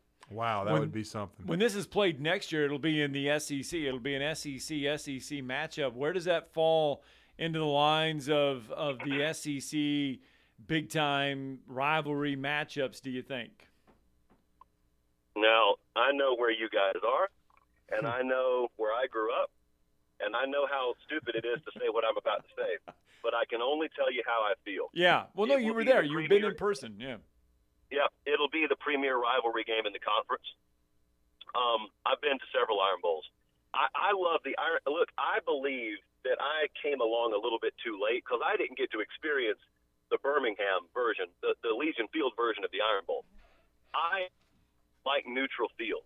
but there are a couple of glaring exceptions to that rule, and OU Texas is one of them. I cannot overstate enough how insane the environment is. It's unbelievable, guys, and I believe a lot of stuff gets overhyped in our industry, and I always thought growing up that was just something they were overhyping, but it's not. I promise you. It's one of the most incredible things you will ever see. There are no luxury suites in the entire building. It's just metal bleachers all the way around, so everyone who goes is a diehard fan. Like, there's no luxury to be had there. And, man, it's so incredible. Like, everything about the game is sort of untouched from prior generations. They haven't sanitized it at all. It's just raw. It's gritty.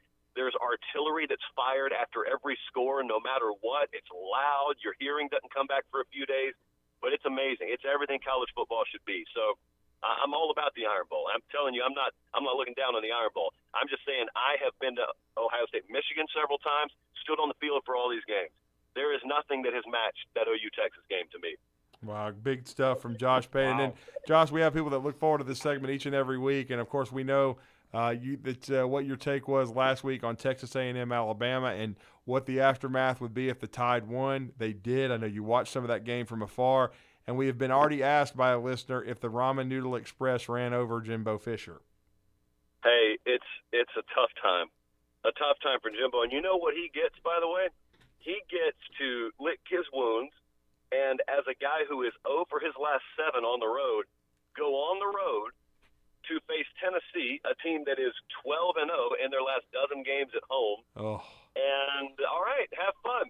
One thing, and the Ramen Noodle Express did go 9-0 last week. Thank you for the recognition, viewer, caller.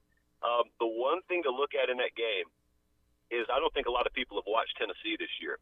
Yeah. And they think Tennessee just throws the ball all over the place, and they don't. Run it. There's a matchup to watch there. That's that CBS 3:30 Eastern, 2:30 Central kick.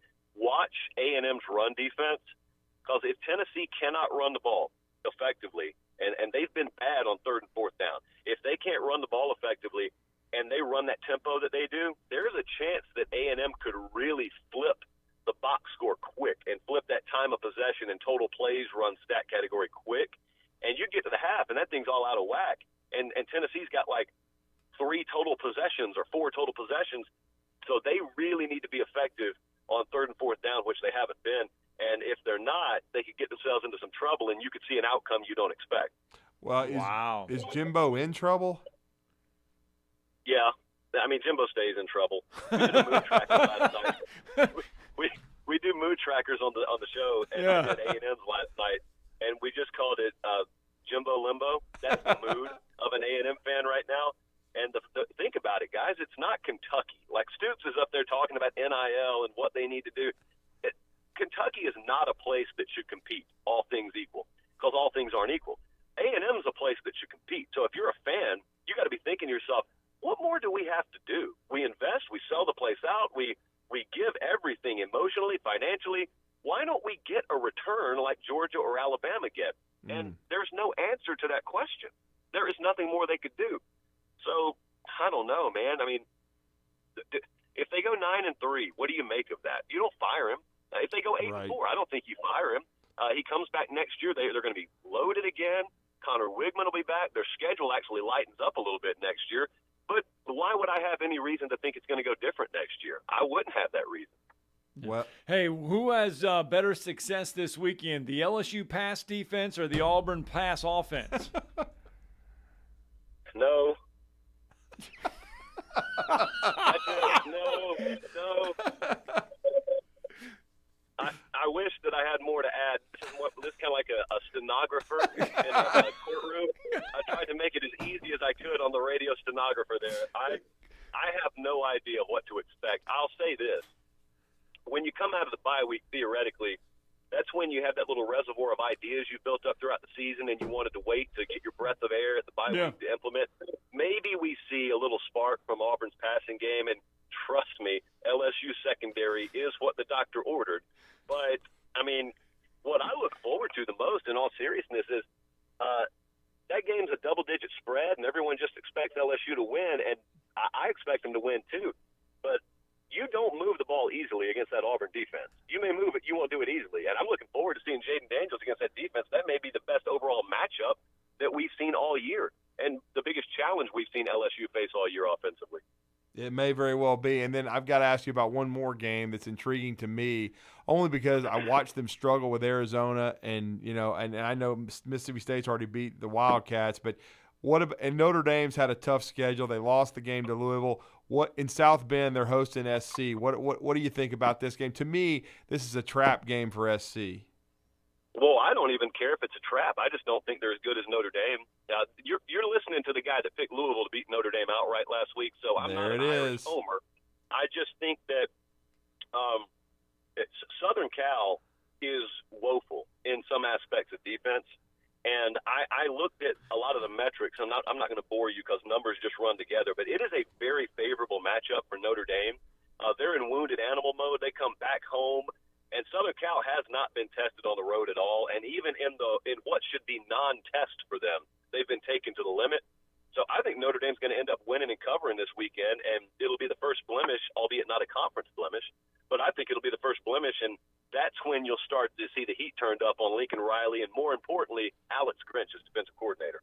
Yeah, I don't think there's any question. I was not impressed with them against Arizona defensively at all. Well, great stuff, Josh. We know you're about to very soon you're going to be traveling to UW. I'm envious. It should be a great atmosphere. We hope to catch up with you next week and find out about your first trip ever to Seattle. So it's going to be a great atmosphere, great college football game once upon a Saturday, headed to the UW. Thank you, sir, for the time. I appreciate it, guys.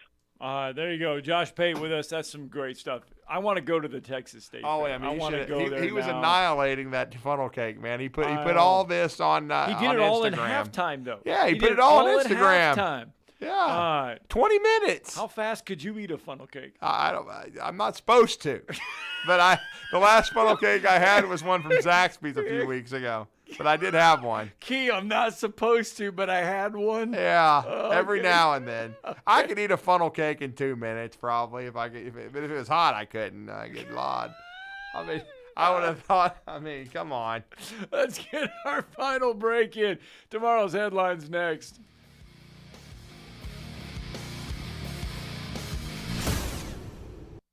You're listening to Talkin' Ball on 97.7 ESPN, The Zone. Looks like we're going to wrap up this morning with that vehicle fire working on Governors northbound near Doug Hill. They've got the right lane blocked off there. It may be a while before they get that one completely cleared out. Accident-wise, it appears everything has now been moved out of the way. You be careful as you make that last dash in this morning. You get 2 pieces of hand-breaded, juicy, tender signature chicken and a buttermilk biscuit for $4.99 at Popeyes. University in Jordan, 72 in Jeff and North Parkway. Captain Eck in the Popeyes Skywatch Traffic Center. The kitchen is the heart of any home. It's where the family gathers. It's where kids discover old recipes and make them their own. Just starting out or just now getting started on the dream kitchen you've always wanted? I'm Chris Haygood, and from all of us here at Bob Wallace Appliance to the home builders and the homeowners of the Huntsville area, a heartfelt thank you for buying local. We're in Huntsville, Florence, and Coleman, and online at bobwallaceappliance.com. Tom Abraham here for my friends at North Alabama Mortgage. Did you know that average home equity is at an all-time high? But so is average consumer debt. Even though rates are higher now, you can use your equity to pay off your high consumer debt, student loans, etc., then refi when the rates drop. Don't put off that new home purchase. When rates drop, prices will go up. Buy now and get the best price and then refi when the rates drop. This is the time to talk to the experts at North Alabama Mortgage. Visit northalabamamortgage.com for more information. Hey folks, this is Arthur Seaton, managing partner at University Kia, proudly saying Roll Tide and War Eagle. Stop into University Kia today and shop one of the area's largest selection of new Kias, including Fortes, Seltos, Telluride, and Popular Carnival, and fully electric EV6. View all the great specials at universitykia.com and get pre-approved in minutes so you can drive home your new Kia you really want, because we want to see you in a University Kia. This segment of Talkin' Ball is brought to you by University Kia, the #1 volume Kia dealer in the state of Alabama. Located online at universitykia.com.